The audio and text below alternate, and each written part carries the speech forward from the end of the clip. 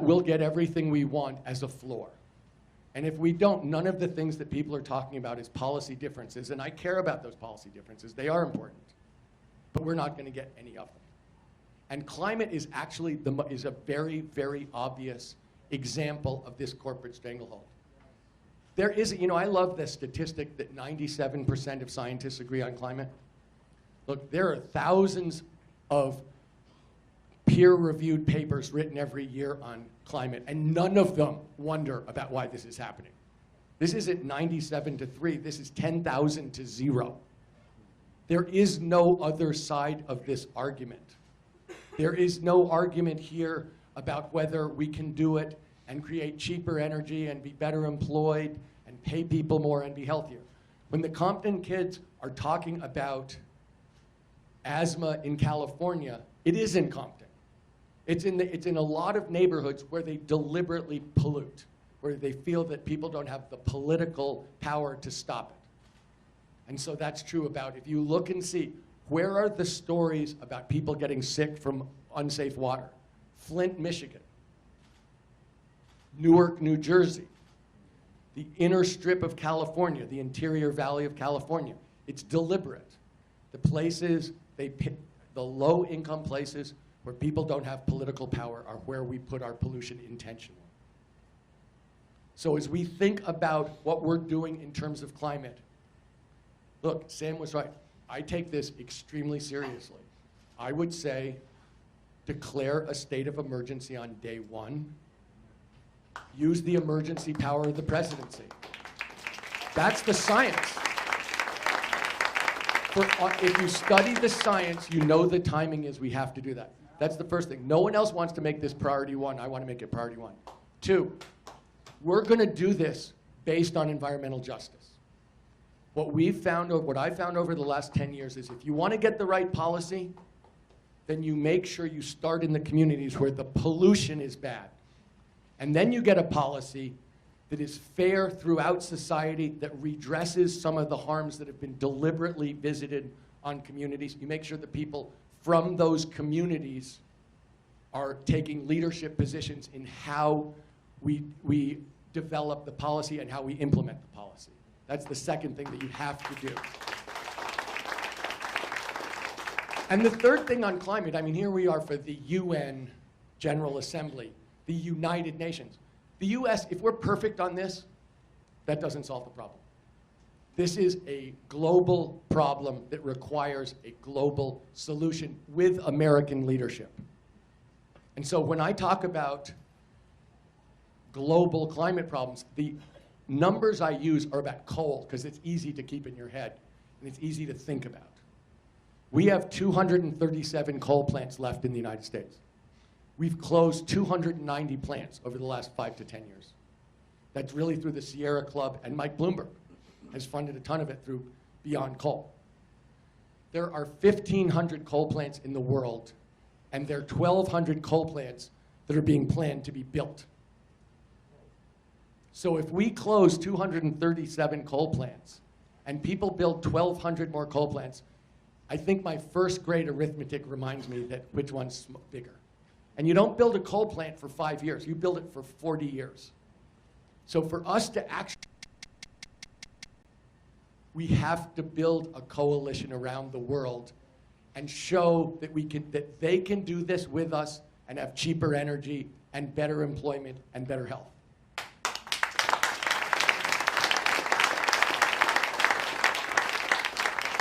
But this is just an example. Like, there is no other side of this argument except one. People like to make tens of billions of dollars a year, and they don't give it up easily. And that's all that's good. This is a very simple question. There's no other side to this argument in terms of an objective argument. There is another side. It's just a fight. We've won the argument. We now have a fight ahead of us, and we have to just accept that. They don't want to give up tens of billions of dollars of profit. And I don't care if they care. We can't afford to care. And that's true in every one of these instances. Government of, by, and for the people means that whoever's making those decisions, and as president, I would make the decisions thinking only about the people of the United States. That has got to be the only consideration, not 90% of the consideration, 100% of the consideration. So when you think about where we're going, I mean, I proposed that we have term limits on Congress. That 12 years, Congress and the Senate. And I always say to people, look, you know what that would mean if we had term limits on Congress? No Mitch McConnell. Done. No Lindsey Graham, no Chuck Grassley. We need new blood. We really do. I also say, look, in 26 states, you can run a proposition. You can put a law in the books. If you get enough votes, it becomes law. That's how we've gotten a lot of things through in California and in a lot of other states. If we had that in the United States, we would have mandatory background checks on every gun purchase next week. We would, if the Congress wouldn't do it because it's not in their interest, the people could do it because it's in our interest. We also have to, we really do have to make it easy to vote and get rid of voter suppression. The voter suppression part in the United States, people think it can't be that bad, but it is. It's deliberate, it's organized, it's very effective, and it makes a huge difference. And the numbers I give on that are simple. 100,000 African Americans prevented in 2016 from voting in Wisconsin. Trump won Wisconsin by 22,000 votes. It really matters. It's systematic. And so that is, if you think about the history of the United States and what it took to get African Americans the right to vote over hundreds of years and what people left on the table to make that happen. And then think about someone systematically trying to take that away illegally. This is something that's, it's definitely a crime, but in terms of American history, it strikes at the very core of what we care the most about in terms of justice.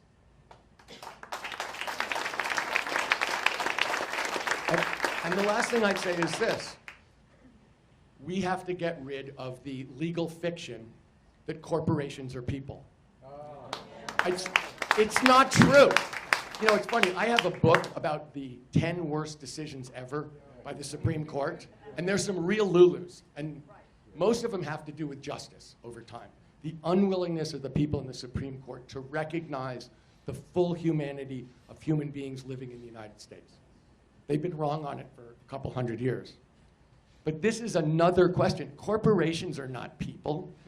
That's insane. And so on that fiction and giving them the rights of American citizens politically has given them the right really to buy our democracy.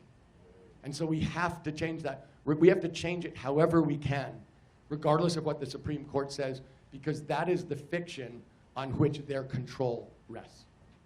So when you think about this, look, I say 2 challenges that are real that people don't really want to face up front and call out and deal with on day one, which are take back the government from the corporations, stabilize the climate. But if we do those 2 things, we will get everything we want. If you could just take a second, imagine those 2 things, we would be in a better position as a people than any people in the history of this planet. So, we are not a failed society. I listen to these debates sometimes and it sounds like, wow, this society is really failing. We're not failing. We're the most successful society in the history of the world. We have a failed government. But if we can get that in order, then we really are in a position to guarantee a standard of living for every single American that is better than people understand. We are actually in a position where we could really guarantee something for everybody so we could relax. You know, I always say, if your kid is sick and you can't afford to take him or her to the doctor, you are not free. If you have to work 2 jobs or 3 jobs and you can't spend any time with your family, you are not free.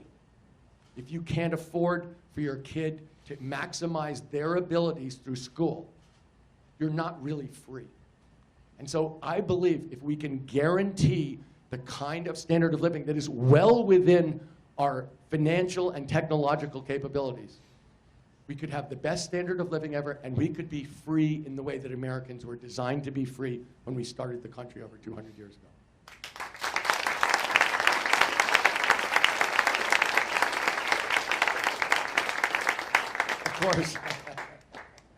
Of course, I would like to impeach 45. Did I mention that?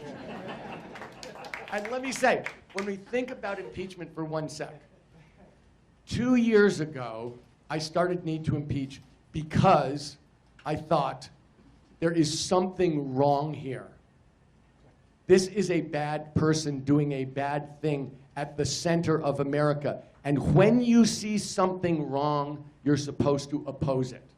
You're not supposed to ask how it's going to work out and what's going to happen a week from Wednesday. You're supposed to oppose it so it doesn't get worse. And the history of America is when we've been at our best is when we've done the right thing without knowing how it would turn out. I always say to people, do you really think that it was a clever move to integrate a lunch counter in Greensboro, North Carolina? Like, was that a smart move, or was that just doing the right thing? And that's the point about impeachment, is that for 2 years, at the grassroots, Americans have been stepping up and asking our government to do the right thing. And I was very worried we weren't going to do it. And I thought that it would be very dangerous for our society if there was something truly rotten at the core of America and we never did anything about it. That would be a true statement about where we are as a government and as a people. But my point is, this is a grassroots win. You know, I know that what the numbers are in terms of which people in Congress at which time were for impeachment. Before we heard anything about the Ukraine, over half the Democrats in Congress were for impeachment. The number went from something like 138 to 221 in 4 days. And nothing really changed. You know, all the things that he did in the Ukraine, he'd done before. It just somehow the news was clean enough and different enough that people came out of the closet to stand up for what's right. So great. But to my mind, this is 8 million Americans pushing for 2 years, begging Congress to do the right thing, and now here we are. But that's what I think it's going to take. I believe the wisdom of America is in the people of America. That's why I've been doing grassroots organizing. Because I believe when the people of America stand up, they can be trusted to do the right thing. Only about 56% of Americans vote. The more people that vote, the better the answer is, the more reflective it is of America. And that's why I've been organizing at the grassroots, because I know when everybody votes, we get the right answer. When not many people vote, and specifically when people are prevented from voting, we get the wrong answer. We get a distortion of what Americans really think. And that's what impeachment means to me. Americans standing up and asking. And in fact, that's going to be what's going to matter going forward, is what the American people think. So if we get this on TV, this is going to be the biggest reality show in the history of TV. You're not going to be, I mean, the series of criminals that go in front of us is going to, you're going to have to watch it. And we all are. It's going to be a lot of fun. So I'd love to take some questions. Is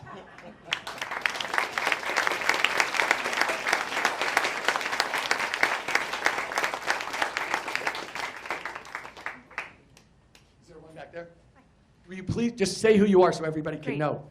Hi, Tom. Can you hear me? Yes. Great. My name's Ellie. Thank you so much for being here tonight. I'm really thrilled to be able to be part of this. I've lived in New York for a total of 1 month. And I'm coming here from Colorado out west, a state that is facing severe water challenges, like many other states in the West. And I'm moving to a state that has also severe water challenges, but too much water. And I wanted to delve in on that and really understand, you know, as you're thinking about climate change, you know, how are you thinking about building resilience among communities, and particularly focusing on at-risk communities, and thinking more long-term, you know, really tackling issues like insurance and thinking about, should we be rebuilding in places where maybe it doesn't make sense to build? How are you going to incorporate smart infrastructure and smart thinking into your climate policies? So one of the big questions in climate, which we were discussing this afternoon with some young activists, is the breakdown between what you do to mitigate the risk, to prevent the bad things from happening, as opposed to what you do to prepare for the bad things that are definitely going to happen anyway. adaptation. And so, of course, you know, you asked the question, should we be building in places where we shouldn't be building? Well, no. But the real question here is, when it comes to adaptation, if we go on the course we're on, there will be so many huge and painful events that happen that adaptation will be incredibly difficult, incredibly expensive, and will swamp our lives. You know, there are 180 major cities that are threatened by sea rise around the world, including New York and Miami and Hong Kong. You know, literally, London. Big cities are built on trade routes, traditionally, and that often means right on the coast. So when we think about going down this path and what adaptation looks like, it becomes this overwhelming issue in our lives. That's why I'm so hepped on declare a state of emergency on date one, get ahead of it, do everything you can. It really is one of those, an ounce of prevention is worth a pound of cure. And when you think about adaptation, to me, I don't know if you've seen those pictures of a tsunami. So there's a 30-story building of water coming at you at 200 miles an hour, and it's like, adapt to that. Hard. So in everything we do, the real question to me, that's why I push so hard on mitigation, because of course we have to plan for the things that are going to happen. Of course we have to be as prepared as we can be, and then we have to support people when the bad things happen, because they're going to happen. But the real question is, can we get to a place of sustainability where we avoid the worst things and do what we can to repair the natural world? We can do this. We can do this in a way that will create millions of jobs and make us richer and healthier. We can definitely do this. We have the technology. We have the capability. The question is, do we have the political will to change? Or do we have to wait and see that wall of water coming right at us when it's too late? So that's the question. And that's why I say, look, all the young people know that we have to do this. That's the point. This Climate Week is really about young people saying to old people, just the way they said about gun violence in Florida, basically, get off your ass. Do this. Because otherwise, you're leaving us in a terrible position. And it's not just leaving them. We're all going to suffer. So I look at this as, here's a real challenge for America. You know, this is what America's traditionally done. World's biggest problem. We can solve it. We need to lead the world to do it. We'll be better off in a million ways for doing it. Let's just do it. And if people want to make money and not let us do it, I don't care. We have to do it. We can do it. So let's do it. And that's really what we do.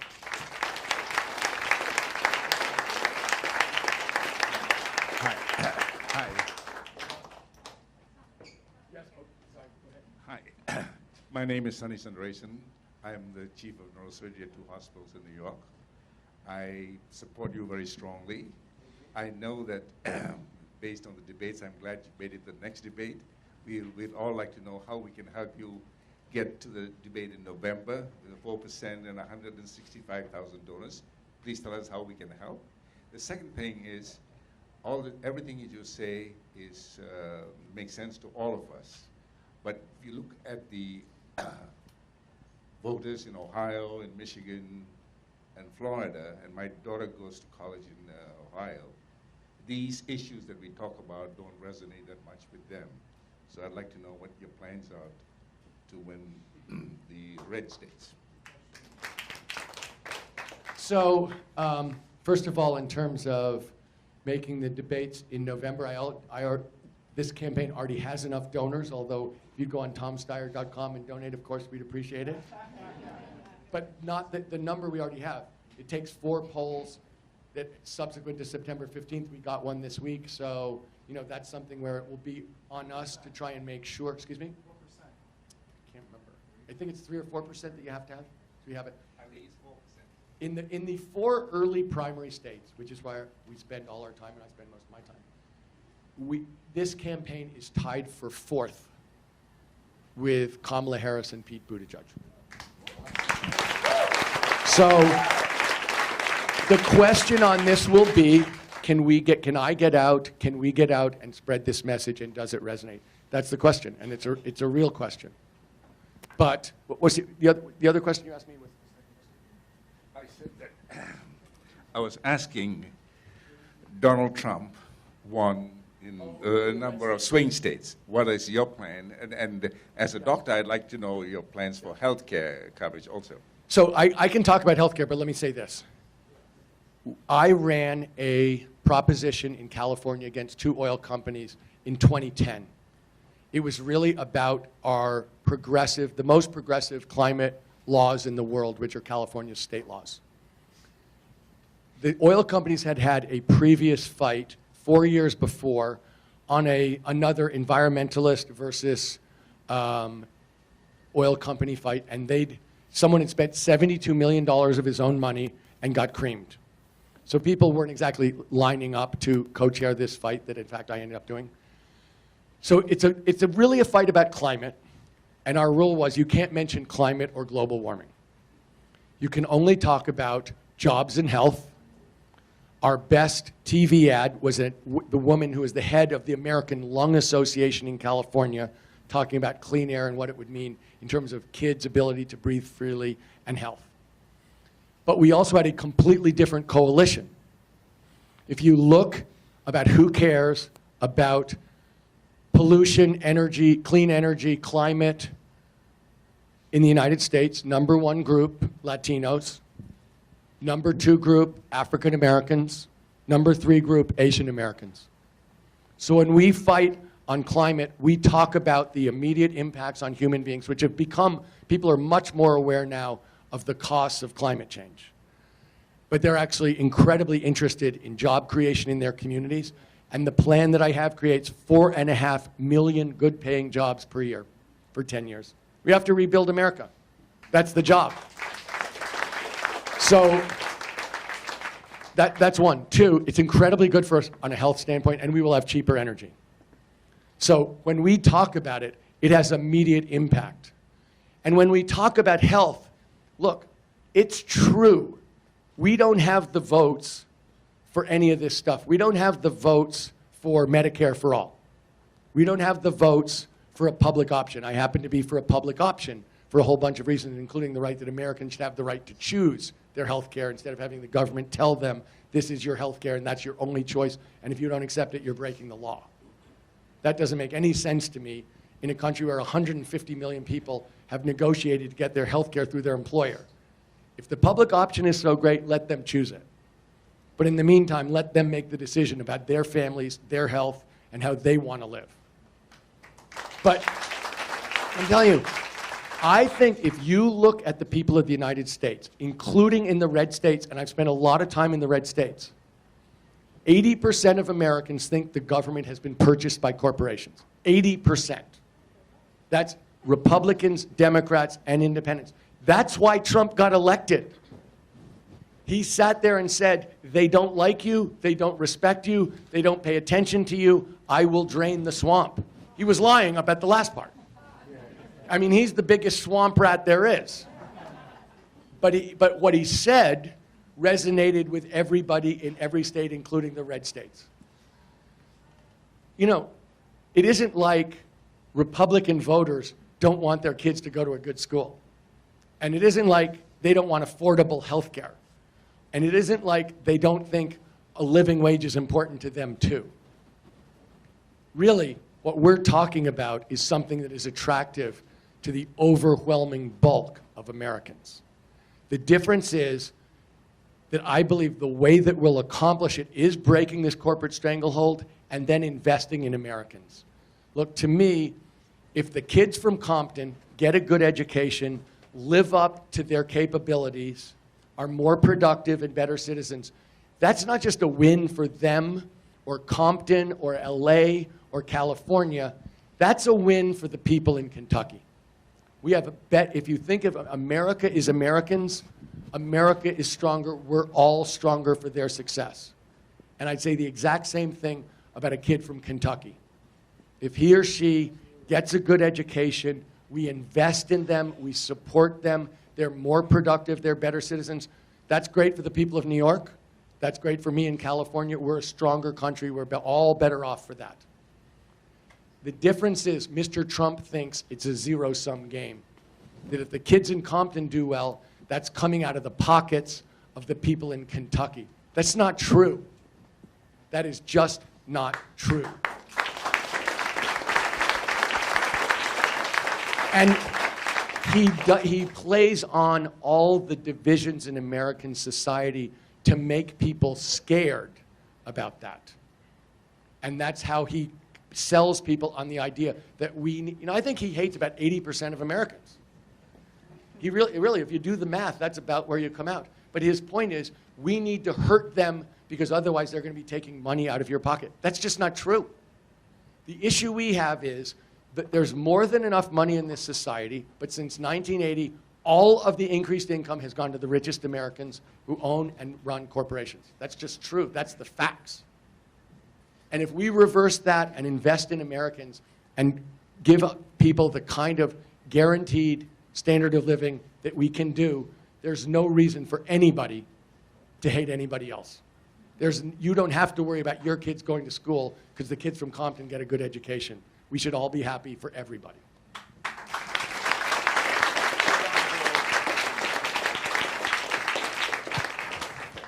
Hi, Tom. I'm Rick. Thank you for being here, and thank you for the fight, keeping up the fight and the resistance. You speak about corporations being the root of the governmental dysfunction. I think there's another major cause, and that's the primary system. The primary system is geared for partisanship, and it tends to elect more partisan people to government. I firmly believe that one of the solutions to this, the solution to this, is ranking primaries, having everybody vote in the same primary and having all politicians being in the same primary, all candidates. And because of the rankings, it'll tend to elect more centrist politicians and people who are more willing to deal with each other and talk to each other and work with each other. What do you think about that? Why don't I hear more people talking about that? So I think there's a couple ideas in there. One of them is the idea of a single primary, that everybody, Republicans and Democrats alike, are in the same primary and the top two people are in the runoff. That's something that we actually have in California. People call it the top two. So you can have two Republicans who run off, you can have two Democrats who run off, it can be any combination. And it is designed to end up with more centrist candidates, but there's a huge degree of randomness in a top two primary, and I'll tell you why. Let's say there are 10 candidates, 8 of them are Democrats, 2 of them are Republicans. It's very possible if the Republicans between them get 30% of the vote, they actually could have a runoff between 2 Republicans. If the Democrats split, then the other 70% of the vote. So there's a degree of randomness in top two that is different from separate primaries. And I've seen this around the world where sometimes the most extreme candidates get a low percentage, but there's so many people in the middle splitting the vote that you can end up with some craziness. So I'm a little nervous about that, even though it's what happens in my home state.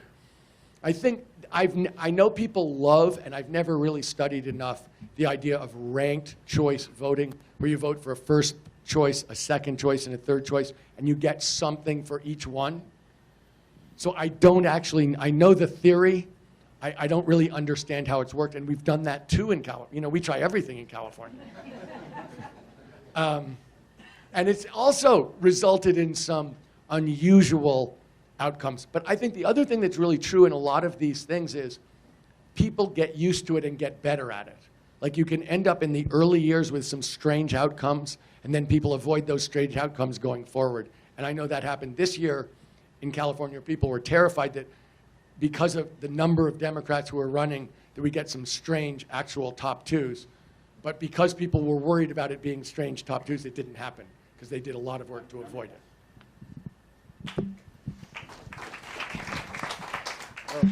Hey, he snuck up on me. Wow, I didn't even know I was a good Eric, I'm Eric. I love what you're saying, Tom. I think you bring a very fresh perspective to a lot of this, and you're not what I saw on the debate stage last month when I watched. So keep doing what you're doing. So I think his question was about the general election. I also wanted to ask about the primary and the general, but primary on climate, I think that's talk about populism by the people for the people. That is the cause du jour, or not even jour because that means day in French, but it's the cause for the young generation, everyone. So I want to know, what is your idea for a green economy, and how can we get there, and how do we get there, and what does it look like when we are there? Thank you. So the question is, what's a green economy look like? And look, this is going to be something that is not a siloed issue in our economy. It's going to go across our economy. So I was saying, we always need to rebuild America. Like, nothing lasts forever. We always have to rebuild the roads. We always have to rebuild the bridges. We always have to rebuild the power plants and the industrial plants and buildings and buy new cars. Everything runs out pretty much over 40 years or less. The issue here is we're going to have to do it on an accelerated basis with an eye to sustainability. And so what is that going to mean? It's going to mean that because we've delayed so long, we're not going to be able to replace everything on a normal replacement schedule. And so that we're going to spend more money sooner because we have to than in normal time. But when we think about what a green economy is going to look like, it's going to be better. The old Republican argument was we can either have a strong economy or a healthy environment.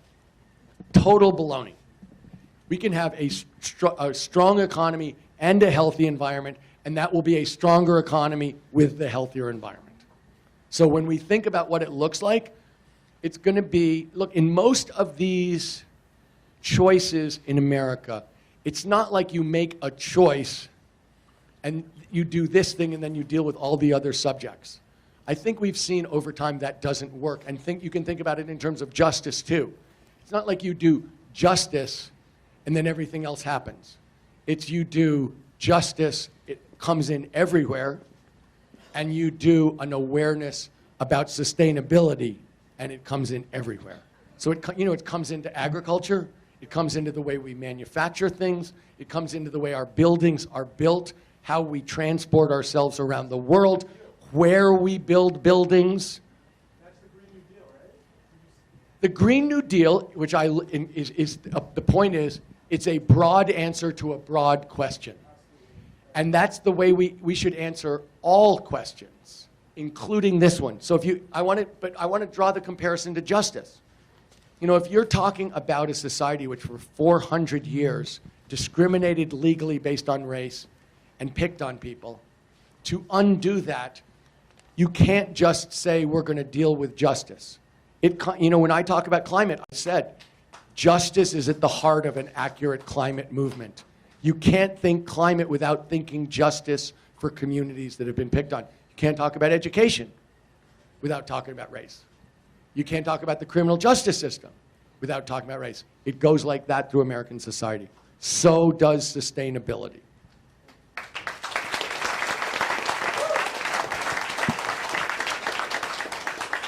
Hi, good to see you. I'm Cecil Corbin-Mark. I'm a Deputy Director of We Act for Environmental Justice, an environmental justice organization here in New York City.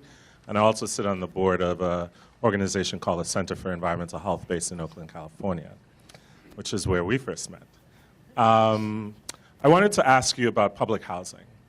Housing stock, particularly here in New York City, but other places across the country, is one of the most significant drivers of the climate crisis. We have in New York City a $34 billion need for investment in our public housing stock. And the federal government, as many other levels of government, have literally left the business of investing in affordable public housing. So I'd like to hear how you could return us to an idea that was started in this country in the 1930s to make housing one of the rights that we have as American citizens.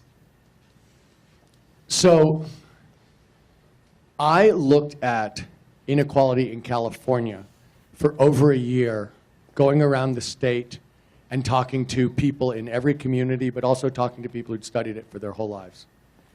And there's no way to think about inequality without knowing that housing's right at the center of it. You know, if you think about where you put your head down at night, what that means where your kids go to school. It means literally the air you breathe, what you can buy in the supermarket, how long it takes you to get to work, who you hang out with, how safe the streets are where you live.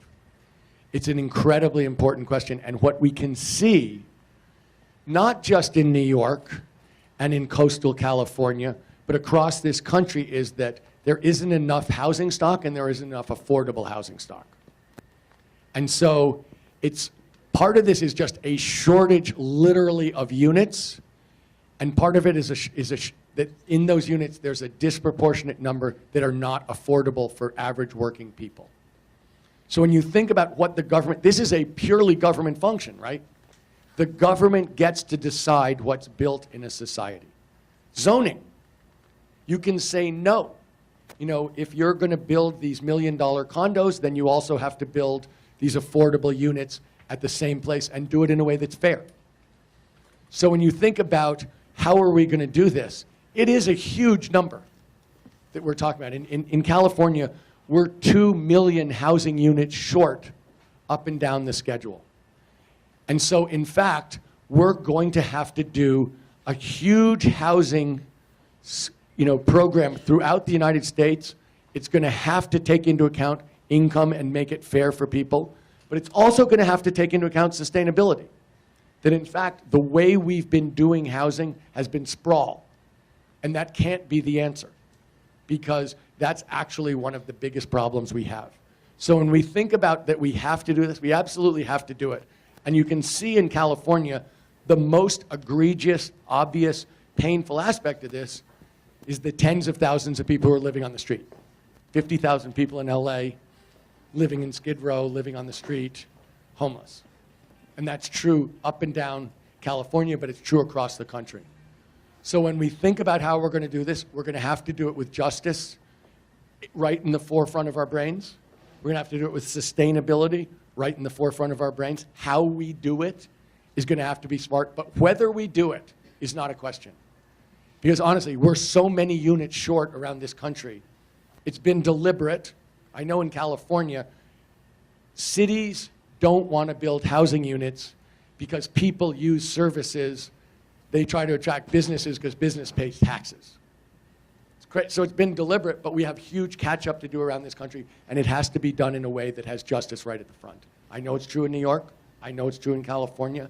We're going to have to find the money to do it, and we're going to have to do it.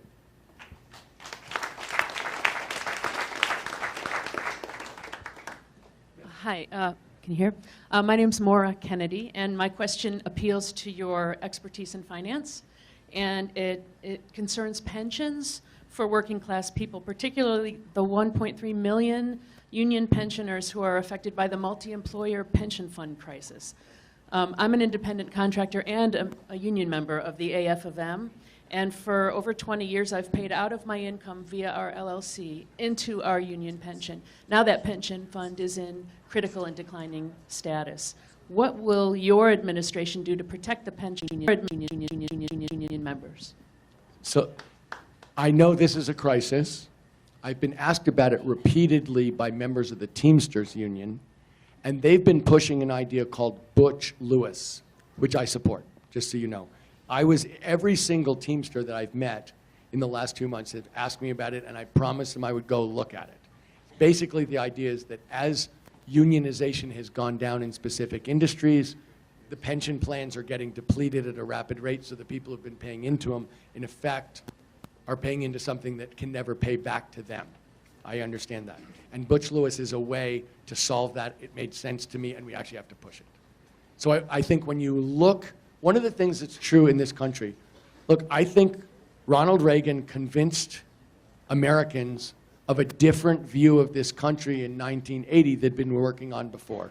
And part of it had to do with unions. That unions are bad, that they're bad for working people, that in fact, if we push hard for corporations to be successful, the money will trickle down from the top to the 90% of people who are not at the top.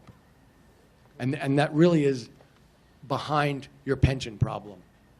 And if you actually look, we have a 40-year experiment going on to see whether trickle-down actually works. And the answer is no. It doesn't. That's the facts. And so when we think about what we have to do, working people need representation. You know, I always say to people, walk into Walmart and negotiate your salary. See how that works for you. It doesn't make any sense. You know, you can't do that. And if you look at where the minimum wage has gone since 1970 compared to inflation, it hasn't come close to catching up. You know, I say to people, Democrats talk about the economy. And they're always like, we need to create jobs. You know, this is all about how are we going to get job creation in our communities. 3.6 or 3.7% unemployment in the United States of America. When I was in college, freshman year, they told me 4% is frictional unemployment. That's what happens just from people moving and quitting and wanting to try something different. It's below that. We don't have a jobs problem right now. We have a wage problem right now. People can't live on their wages. So they have two jobs. You know, and this really comes down to the question of what's happening. If you look at, I was an investor for decades. Corporate profit margins have gone up so dramatically since 1980 that people for years would say to me, it has to snap back. It's never snapped back. Corporate profit margins are at a record, and they've been a record every single year. What that means is where the money's going is not to the people who are working in those corporations, but to the people owning the corporations. And so if you think about it from a societal standpoint, that isn't sustainable. It's not right, it's not democratic, it's not fair. All of the money has gone to the bottom line, not to the people working. That's the truth. Those are the numbers. And banana republics don't work. It doesn't work when a few people do really, really, really well and nobody else keeps up. And so that's really the question for working people in the United States is a living wage. How do we redress the inequality in earning? I mean, all the tax stuff, yeah, I get that. That, you know, the Trump tax plan was a horrible idea that is, you know, incredibly unfair. But more than that, how do we get a living wage for working people in the United States of America? That, to me, is an absolutely critical question. It's the heart, really, of what you're asking. Just a quick follow-up, though. The Butch-Lewis Act did pass the Congress, and it goes to, it stalls at Mitch McConnell. Is there anything you can do about that? Mitch McConnell? Well, I have proposed term limits. Do you remember that part? Look, I think something's going to happen this year. I really do, and I think that impeachment is part of it, which is I believe the Republican Party has gone to a place that's unsupportable in the United States. And I think impeachment, they're going to be asked in front of the American people, are you going to vote to keep a criminal in office? And the American people are going to have a chance to react to that. And they're going to have a terrible position because he's the head of their party and he's clearly a criminal. And they're going to have to decide. They went with him. You know, they originally didn't like him. He was an outsider. He took over their party. They're all scared of him. And they voted for him every single time. I don't know what the heck they're going to do. But they're in a terrible bind of their own making. And so the real question here is going to be, can we, in fact, acknowledge and make happen the idea that we're all in the same boat? Red voters and blue voters are all in the same boat, and we just have to take back the country itself and the government. And if we do that, I think we're going to have a very, very different vision of what America is supposed to stand for, of what the rights of American citizens are, what we're trying to accomplish together, and it's way overdue. I think, I'll tell you one last thing. You know, I went to a hospital in Las Vegas to have lunch with the workers, probably sometime last year, because we were organizing in Nevada. We've organized there for years. And so these guys were a lot of nurses, a lot of cleaning staff, orderlies, everybody but the doctors. And I said, do you guys like your jobs? They go, we love our jobs. And I said, is that because you're well paid and have good benefits? And they go, no, we save lives. This is the best hospital in Las Vegas. It's a public hospital. We give great care to whoever walks in the door. That's what we do. We save lives. This is the cleaning staff. Totally proud of what they did. And I said, who do you think understands who you are and fights for you in Washington, D.C.? Nobody. I was like, come on, really? You don't think anyone, because you can't imagine, these are people cleaning hospital wards because they believe it saved lives. They deserve someone who thinks they're special and who thinks, I'm going to do whatever I can to make those guys have a decent shake. Nobody represents us. Nobody cares about us. We're on our own. That's what's got to change in the United States of America.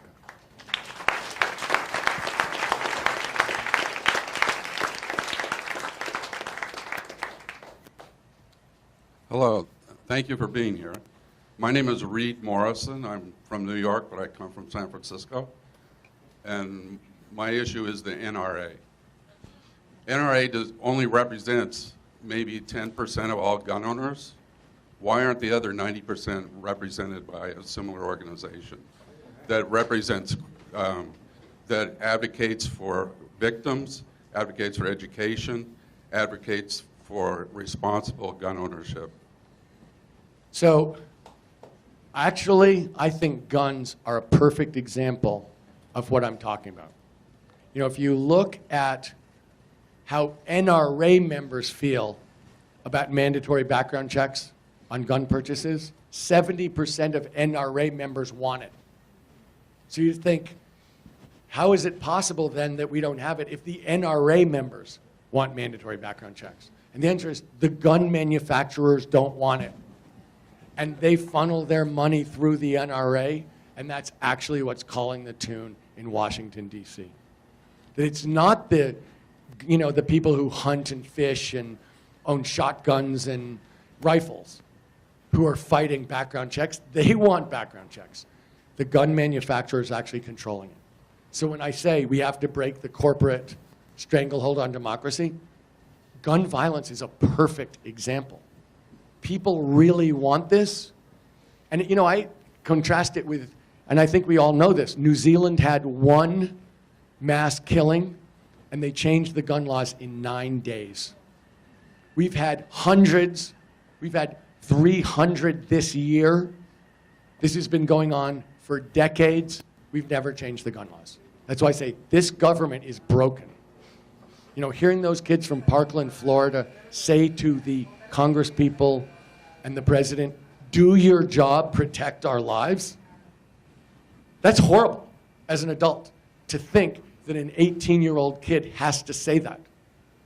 That's what I call a broken government. And that's really why I'm running, because that is not right. It is not right that we would be going through this, and it goes across the board. Our government is failing us in a big, big way, and we have to take it back if we're going to get the things that literally the vast preponderance of Americans agree on.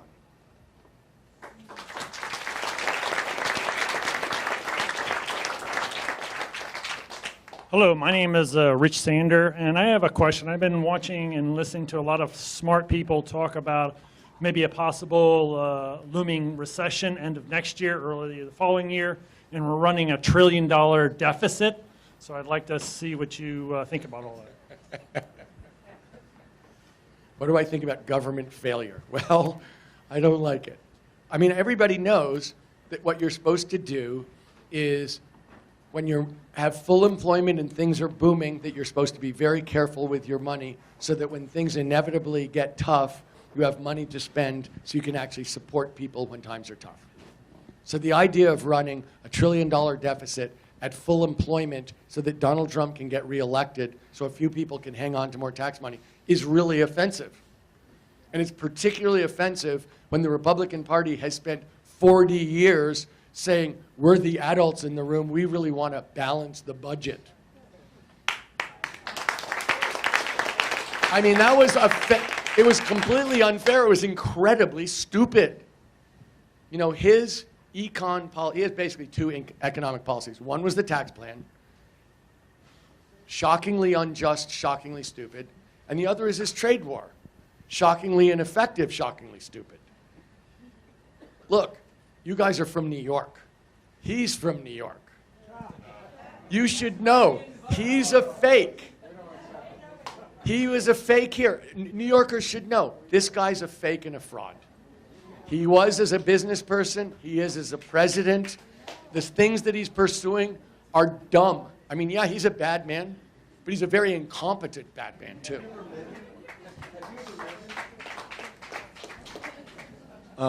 My name is Nelson McKechnie. I've been here about a month in New York. Where are you from?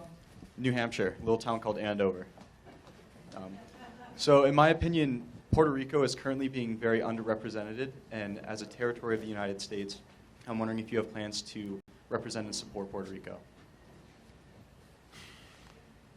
So I'm sure people know that Puerto Rico was the victim of a savage hurricane, that it knocked out their power, that it killed thousands of people, that the United States government did as little as it could to help them, that actually the suffering went on for months, that Mr. Trump lied about it and pretended that they were doing a good job while in fact trying to make sure they did as little as possible. So what do I think about that? Well, I think it's of a piece with separating little kids from their parents. It's deeply inhumane and racist.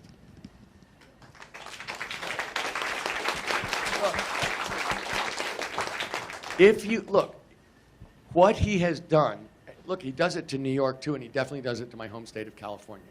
He punishes people who don't vote for him. He punishes people who aren't part of his crew. If you're not part of his crew, then he wants to make sure you pay taxes and don't get services. If you're not part of his crew, then he vilifies you and says bad things and tries to take advantage of you. Yeah, I get that. That's what the Ukraine is about. Him putting himself ahead of the people of the United States and using his position. What is it when he doesn't take care of American citizens because he doesn't think they'll vote for him? Pretty bad. Why was he doing it in Puerto Rico? He doesn't like people who aren't white. They don't have votes in the presidential election. He had no interest in helping them whatsoever.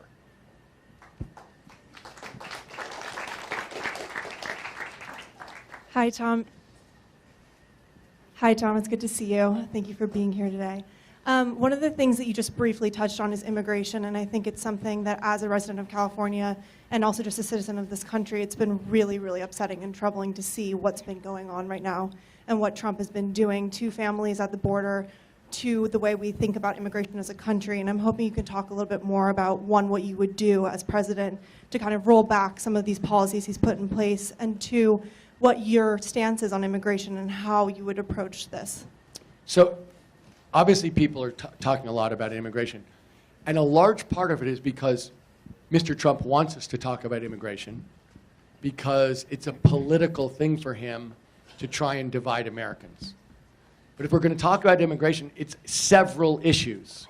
I mean, the biggest issue in immigration is we have somewhere between 11 and 13 million people living in the United States who don't have documents, some of whom have been here for decades, working and paying taxes, who have no legal status, are in the shadows, and have no path to citizenship.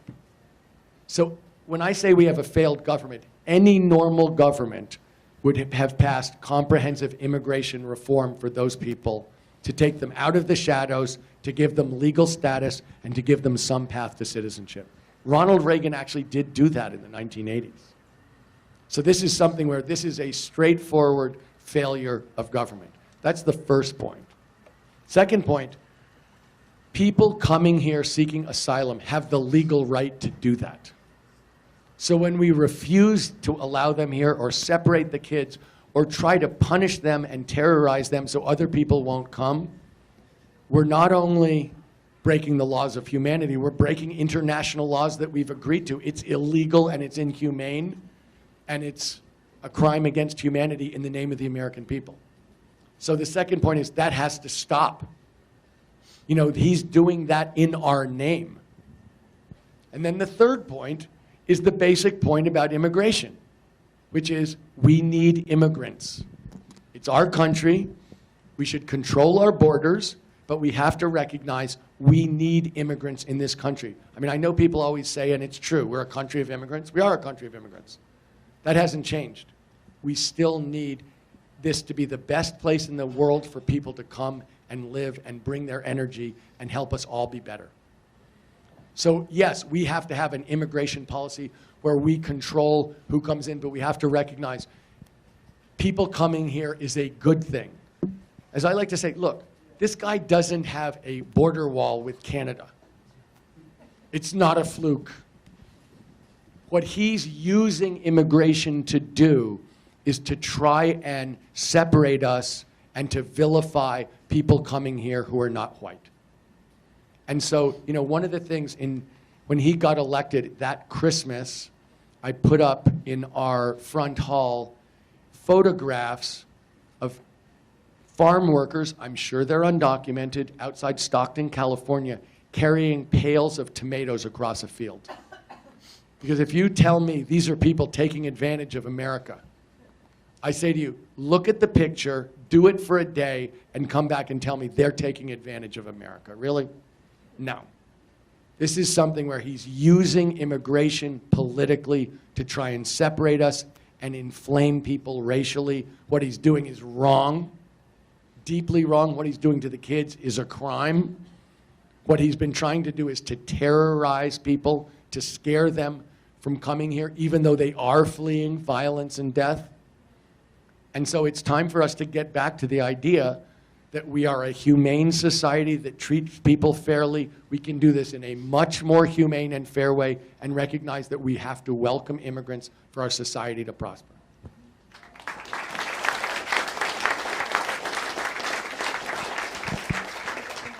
Hi, my name's Hassami. I'm from Long Island. I just wanted to bring up a couple of things. You talked about the gun problem.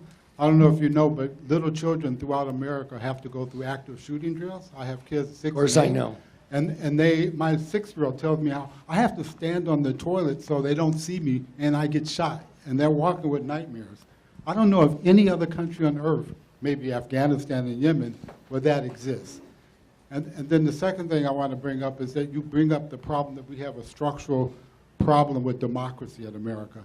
And you want to have term limits on Congress with the Senate. What about the court system?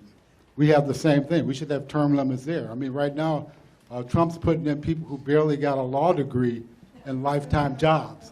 The Voting Rights Act, which pretty much, you know, my ancestors had to fight hard to get, that's gone. So we have people like in Georgia lose the election.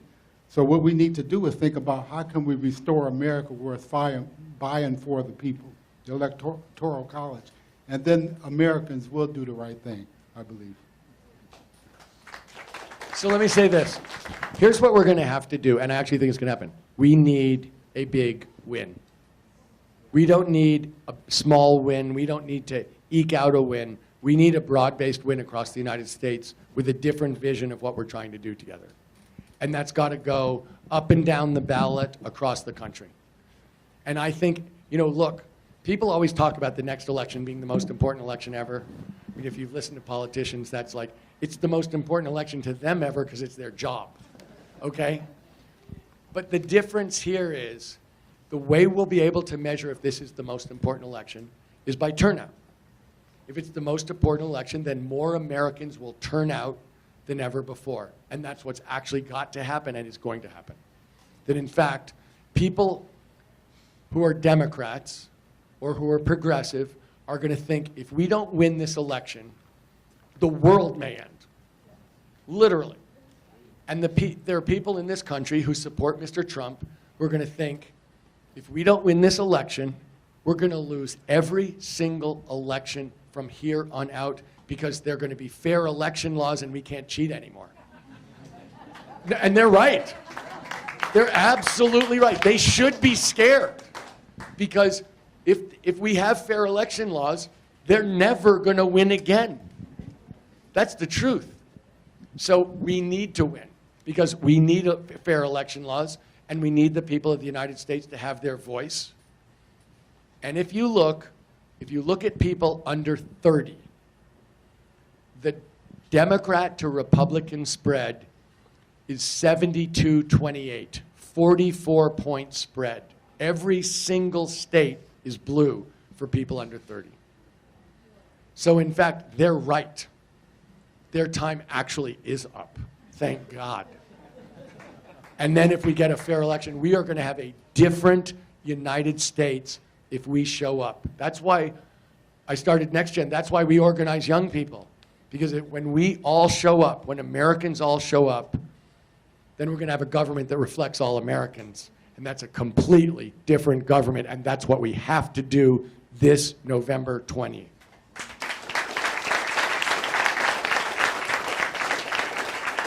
Hey, Tom. Thanks for being here. My name is Marcus. I'm a second-generation New Yorker. I work in hospitality, and every day I meet people from San Francisco, and I go, oh, you know my friend Tom Steyer. And every once in a while, most of them will go, like, I don't know who that is. But I actually meet quite a few that know you personally, and they always speak so highly of you. And one time I actually met an African-American guy, black man, same complexion as me, and I said, do you know, he said he was from San Francisco.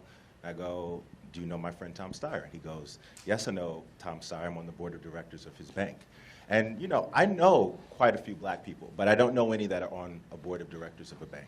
And when I found out that the bank does low interest loans for women, people of color, small business, I knew that you walk the walk and you talk the talk. So thank you for that. Thank you for showing up. My question is, in this primary, you know, Bernie Sanders is in. And a couple days ago, he said billionaires should not exist. He doesn't think billionaires should exist. You are going to have to encounter that. You're going to have to deal with that in this primary. How do you plan on addressing that? And people who believe people like you should not exist and that you should get all your money away to people like Bernie Sanders, who I'm 27 and I've probably worked more years than he has. So how do you feel? Thank you. Look, I know how lucky I am. I mean, I don't see where Sam is, but my brother Hume is sitting in the back row, and I have a bunch of cousins here who've known me since before I was born, so they know I'm really lucky too. And I was lucky in a way that I didn't even know I was lucky growing up, which is I knew growing up that I was going to have a hot meal every night. I might argue with my mother about what we were eating and complain, but I knew I was going to have a hot meal. I knew what bed I was going to sleep in. I knew my mother was going to read to us before we went to sleep, and we'd say prayers together. And I thought everybody in the United States had that. I didn't realize growing up how incredibly lucky I was in the way my family took care of me, and I didn't realize how lucky I was in the way they made sure that I got a great education. That I was absolute, and I also didn't recognize really how lucky we all are to live in this country where people have spent hundreds of years and sacrificed themselves, in some cases sacrificed their lives to have a free society. So I am very aware all the time that whatever success I've had and whatever money I've made was not done, but was done by me in a context of a society that was supporting me and where people had sacrificed for hundreds of years to give me that chance. And so when I think about this, I took the giving pledge to give away half the money that I have while I'm alive, which I was going to do anyway, but as a way of saying to people, I think it was in 2008, as a way of saying, I understand that this is a societal gesture where I've gotten so much, I want to make clear everyone understands I know that. And so when I really do think this election is about message, what do you have to say? And when I look at inequality in our country, I look and say, it's not what I've made, it's what I've kept, because I would change the tax structure. And it's not what I've made in inequality, it's what other people haven't had a chance to make and haven't had a chance both in terms of living wage, but also in terms of getting the education so they get the same chance I got.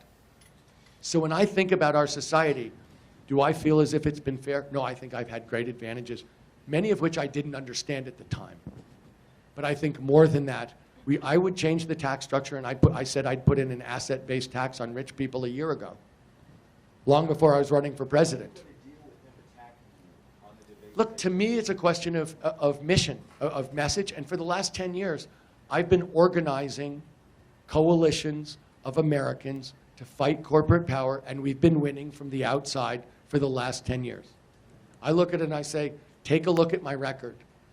Actually, as an outsider, I've had, I mean, not to be rude, but a lot of success in terms of standing up for the people of this country. And if you really think the problem is what I say, a broken government that corporations control, I would ask you, do you really think someone who's been in the Congress for 40 years is going to be the person who brings the change, or do you think it's going to come from the grassroots? That it's going to be someone from the outside who's been doing it for 10 years?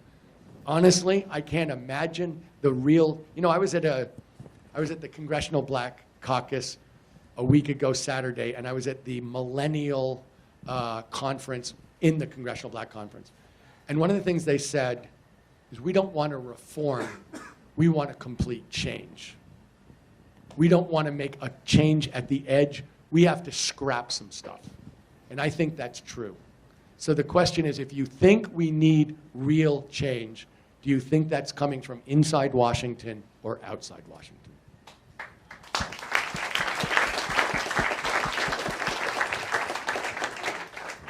And we have time for one last question.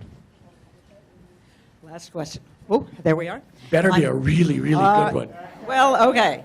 I'm Betsy Ashton. I'm a former CBS News correspondent. Back in the 70s and 80s, I was part of the news media in Washington, D.C., back when we weren't fake news. We weren't called fake news.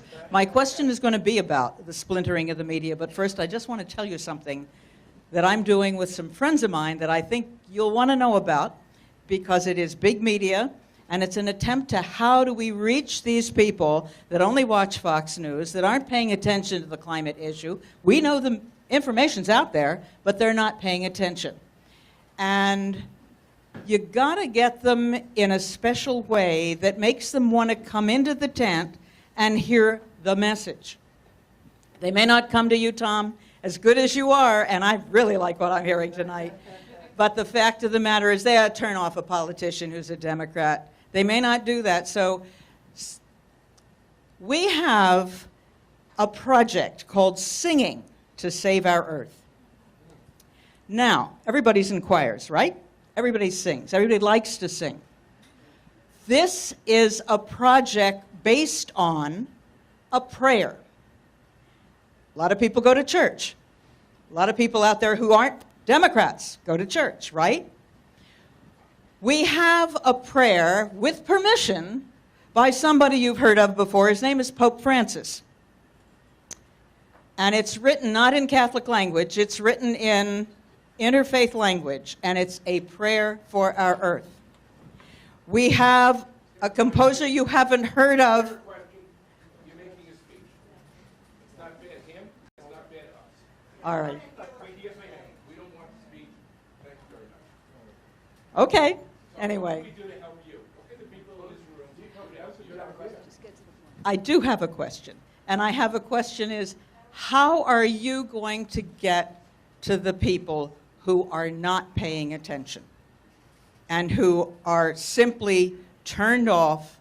And you heard it today.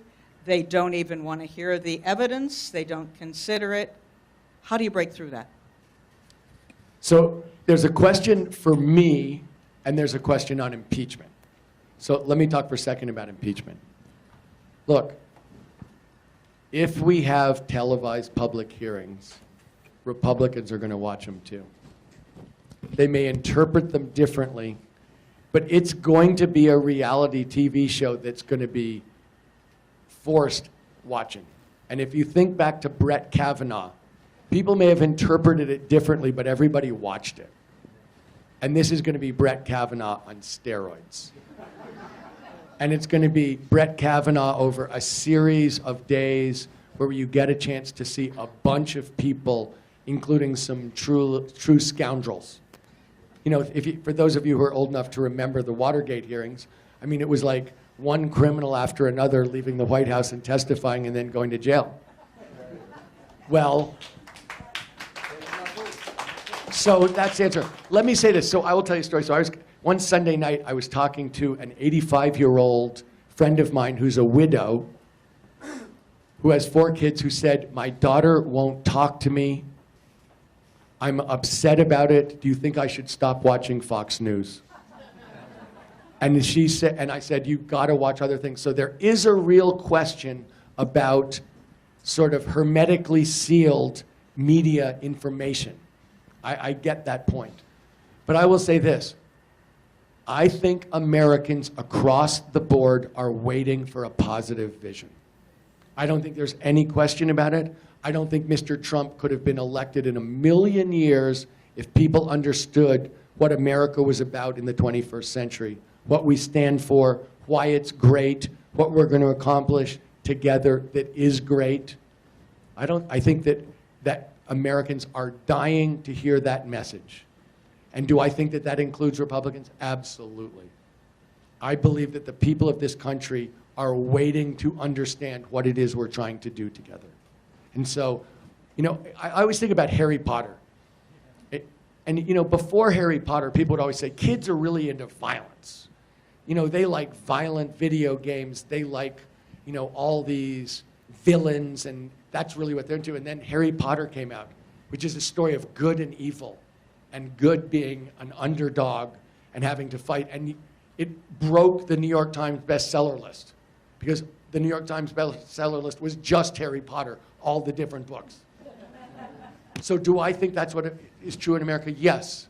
We're a very idealistic people. We deeply want to do the right thing. Americans are really good.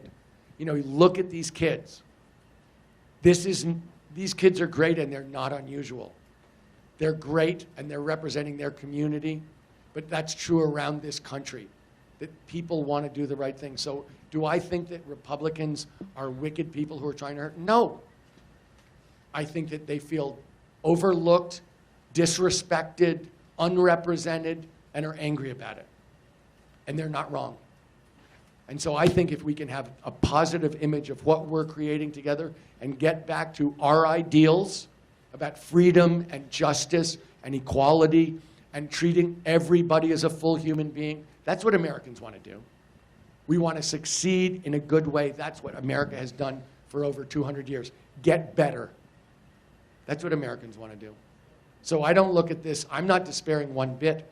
I'm not despairing about the country. I'm not despairing about what we can accomplish. And I'm certainly not despairing about who we are. We are great. We can do great things. And now we have to do great things.